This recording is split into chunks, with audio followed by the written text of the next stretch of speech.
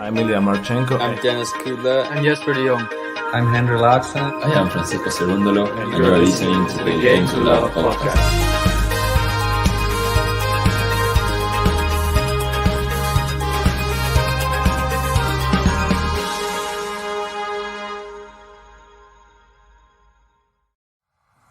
Last year, Novak Djokovic has left Australia after losing his appeal against his visa cancellation. He knew the conditions since a lot of months ago. I was just following the rules. I came in with all the valid papers. The volley! Yeah. It's so good! He's done it! It's the miracle in Melbourne. Novak Djokovic has been granted a visa allowing him to play in next year's Australian Open. Fans who taunt Djokovic are on notice. Do so, and you'll be kicked out by security. Carlos Alcaraz is out of the Australian Open. I look at my ranking, it's giving me a lot of confidence, but on the other hand, I know that these are just the numbers. Anybody can win a Grand Slam right now. Who is going to avoid Novak Djokovic? Daniel Medvedev's in the same court as Rafael Nadal. It doesn't get much worse, I'm sorry. Can Raducanu beat Coco Gauff in a second round bet? Felix Auger-Aliassime will win the Australian Open. Iga Swiatek will win. Aryna Sabalenka and Taylor Fritz. Yes. You heard it here first. Novak Djokovic, a clear winner for me. So my projected semi-finals for the women's: Zheng against Pegula and Garcia against Samsonova. I see Novak Djokovic holding his 10th Australian Open trophy this year. I see Maria Sakkari winning her first Grand Slam title at the Australian Open. The Nicholas Kyrgios steam train is powering his way through to an Australian Open title win, and he's taken out Novak Djokovic on his way.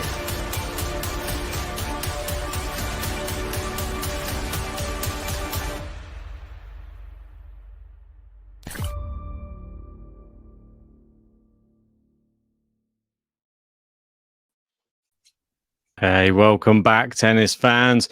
We bring you some very sad news. A lot of people waking up in the UK, and it is unfortunately to the news that Rafael Nadal is out of the Australian Open. The defending champion loses in straight sets to Mackenzie McDonald, and unfortunately there's more injuries on the horizon. And what does this mean for 2023?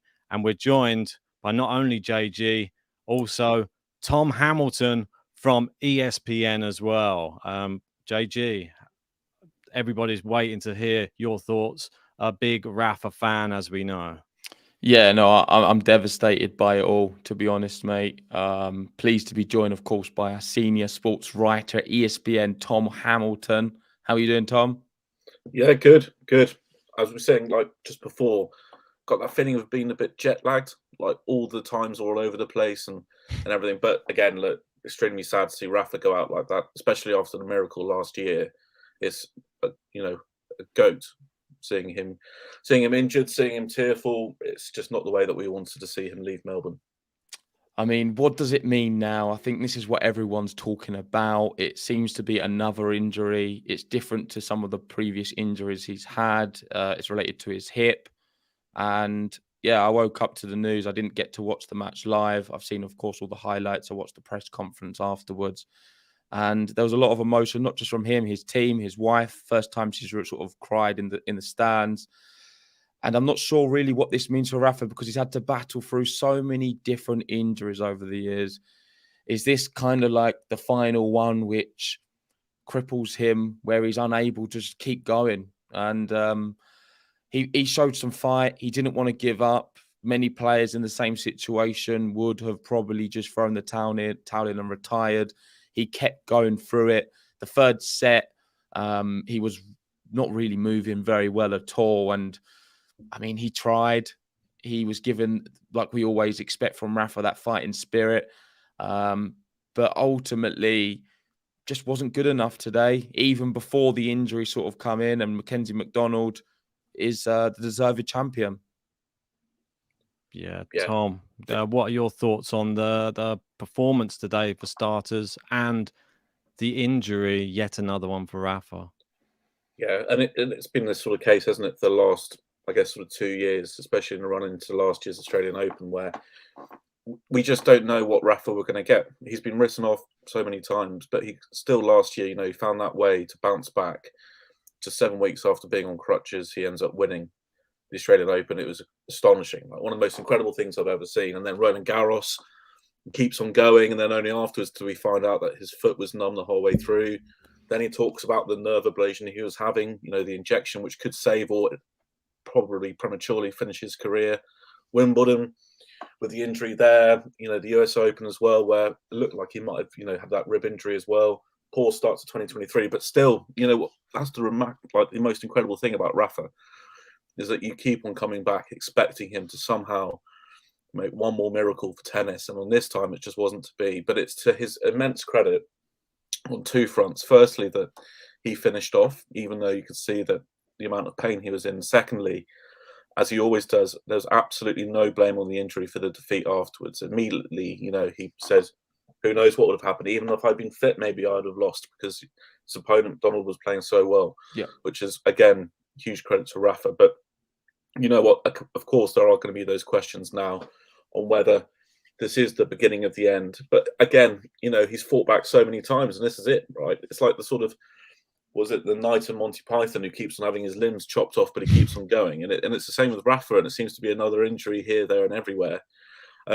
This one afterwards, he was saying, he did say he was mentally destroyed, and that's one of the beautiful things about Rafa is that he is so honest, and he doesn't really seem to have much of a filter when it comes to displaying his own emotions and his frustrations with his body after these matches. And for him to say that was quite stark. He also did say, though, that he's ready for another batch of rehab. He's ready for another fight. He's ready to fight again, to be back in time. What you imagine for Roland Garros, his favourite slam of the lot, something which means so much to him. But you could also see how much he was hurting, both physically and mentally, having gone through all of that last year, all the rehab, the relentlessness of it, also the sort of, the mental strain it takes to fight back after all these injuries. For him to go through that again, you could see that he found that really daunting, I think. Yeah, and like you mentioned, Tom, it's not the first time he's been injured and come back before. I think this tweet highlights some of them. Where is it? I did have it here a second. Yeah, so, Gil Gross, Nadal has a history of finishing the Australian Open matches through injury.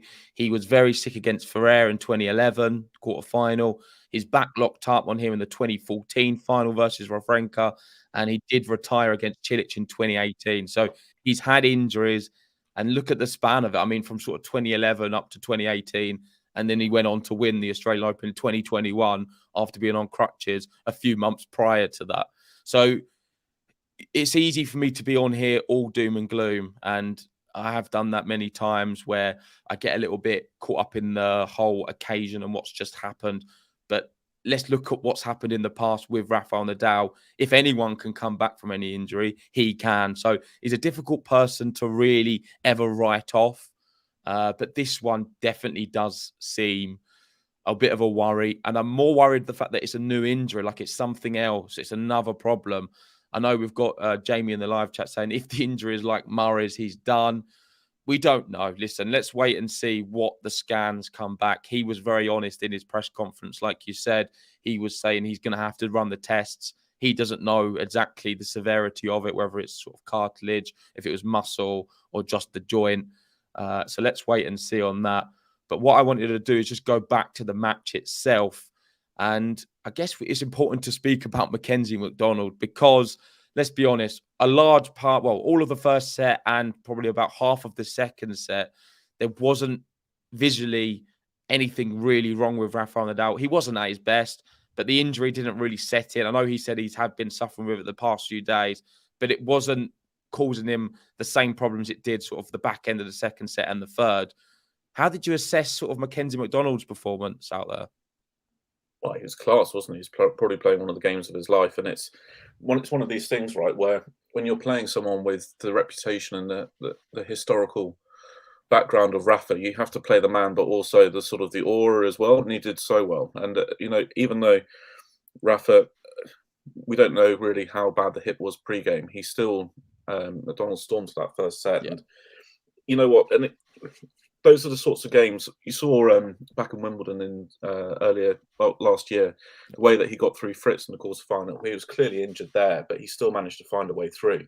And that's what Rafa can do, and then that's what happens when you get into the opponent's mind, where you think, I'm playing a goat here, but they still find a way to get the forehand back, the backhand back, and they're still pushing me all over the court, right? So, and I think that's when McDonald did so well, as he played both the man and the occasion almost perfectly.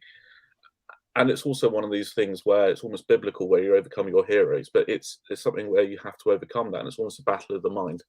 And he did incredibly well, and it's biggest result of his career, but an astonishing performance from him as well. Yes, let's go to the live chat just quickly here.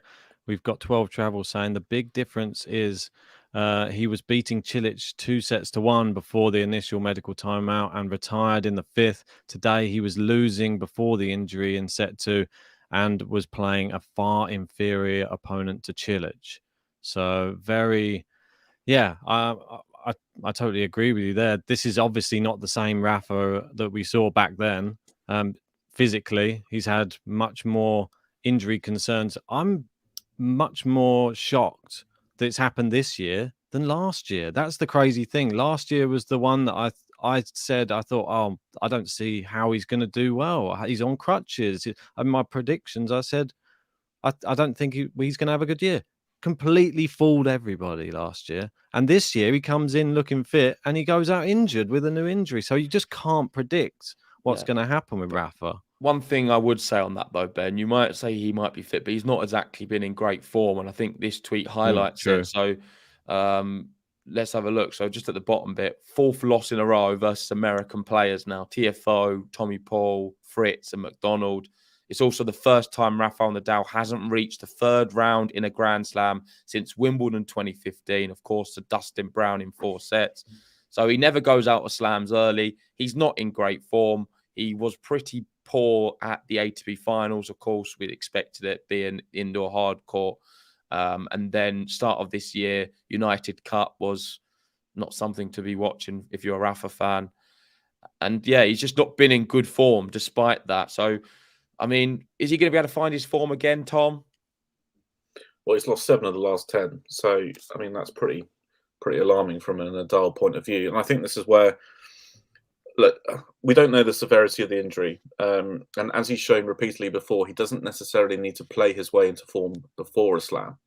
So he finds a way to kind of do that mid-slam, which is completely remarkable, because for most, you have to kind of get that momentum, and the feeling or whatever to take yourself into one of the slams. But he, especially with Roland Garros, somewhere which he knows so well, this is the remarkable thing about him. Even if he perhaps only plays a couple of games before, you still would back him to reach the latter stages, and then there's no one better than him there. So I think, even though it seems like one of those sort of worrying days where you're concerned for one of the greatest players, we have to just wait and see, A, what the scan is, and B, what the next step for him is. And I think the form at the start of the year has been poor. He's happy to admit that himself. He spoke about that before the Australian Open.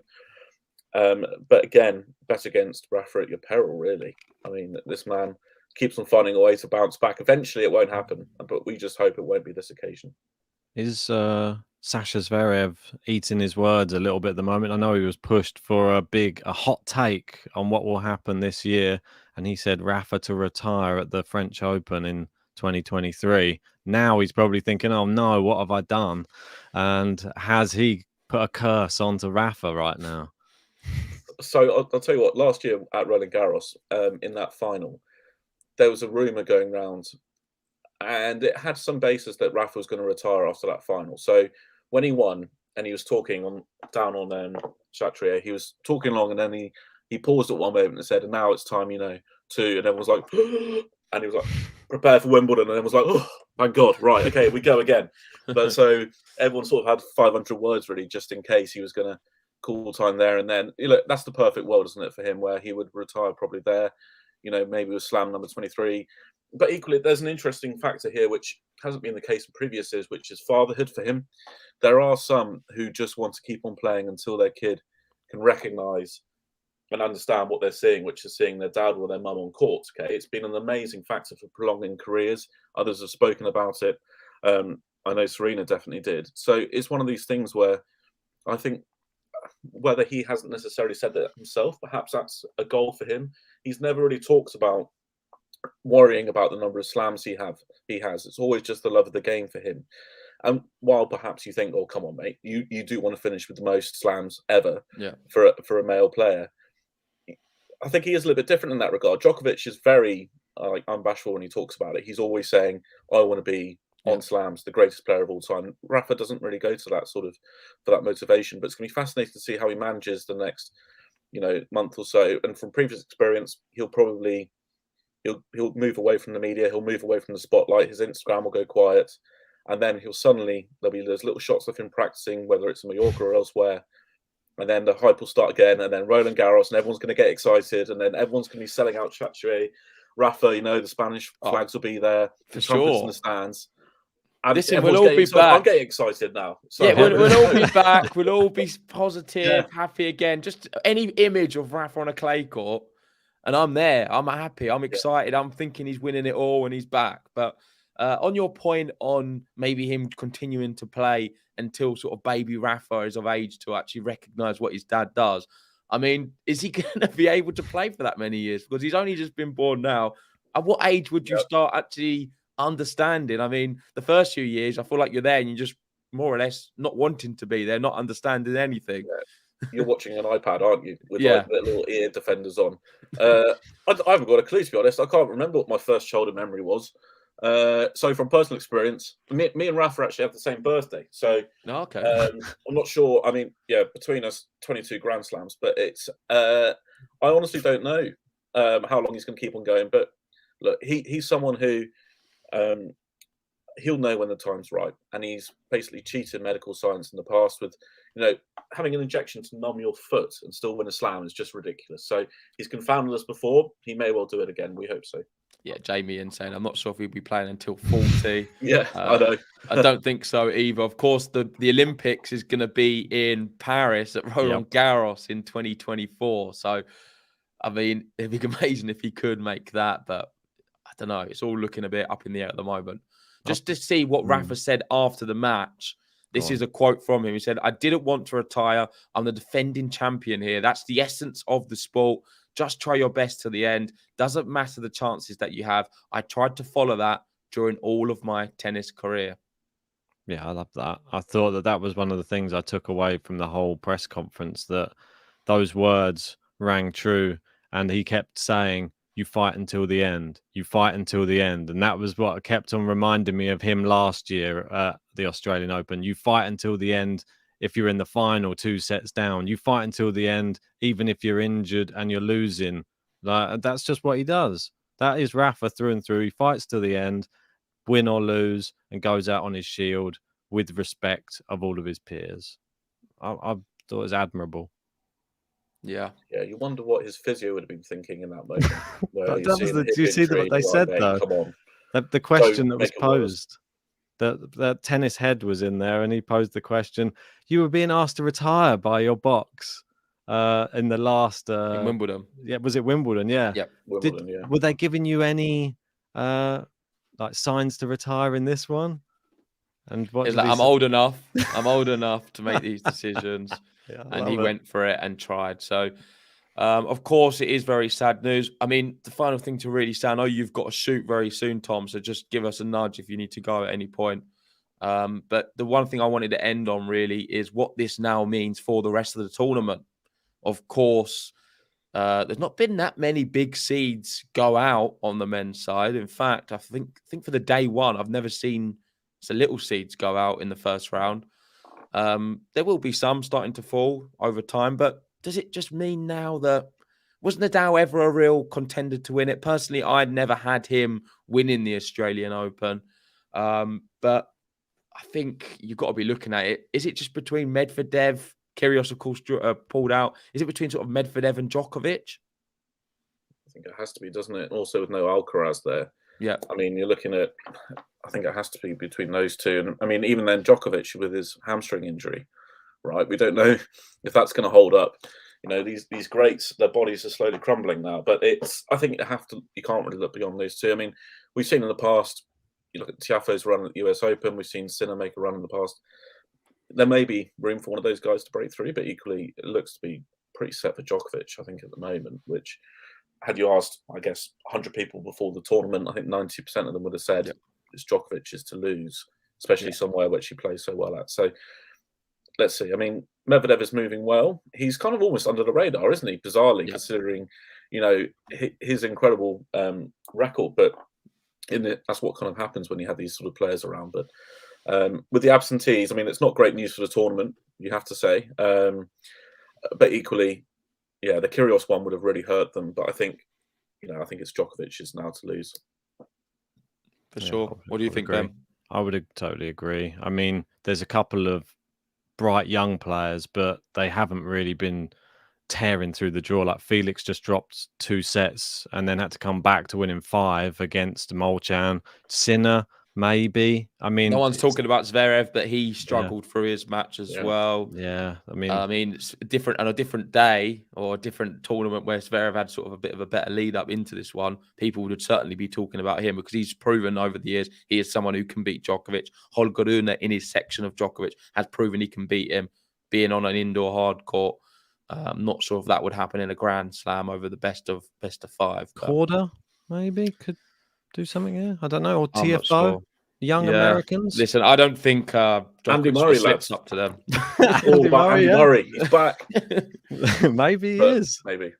Yeah, I mean, Andy Murray, great story. I loved it, but I'm not sure how much further he does go. If I'm totally honest, he's got a good scheduling tomorrow. He's last on, so that's extra time for him to let the body recover. But I guess we were talking about miracles earlier. Andy's been astonishing, but no, I agree with you. Not here, unfortunately. Yeah, especially the next match. I think Kokkinakis, I believe, and he played very well against Vanini. Just blitzed him. So, and I think he had a good. Don't know if he won an event before, but he certainly went far in one of the pre-Australian Open events. So, anyway, I think we will wrap it up there. Thank you everyone for joining. Thank you, Tom. I don't know if you want to promote any of your socials and some of the things you're up to at the moment. Not really, to be honest. Just happy to be here. But I'm on Twitter at Tom Hamilton ESPN. So drop me a follow there for photos of Labradors, and that's about it, really, to be honest. Awesome. Well, we'll wrap it up. Thank you, everyone, for joining. If you haven't already, hit that like button. Subscribe to Game to Love. It is devastating. I've still got the Rafa cap on. I'll be repping him regardless. My favourite player. And I'm hoping he is going to be back. But I must admit, right now, it's difficult to find any positives about the Rafa situation. I think the worst part about it is it seems to be another injury, which is different to the ones prior. So let's see what happens. Anything left to say, Ben? No, but maybe Andy Murray with the hip injury, maybe be able to give him some words of encouragement going forward. Look at what I can do. I can still beat Berrettini. So can you. Yeah, thank you, Tom. Thank you, everyone. And see you later on for more tennis action. See ya.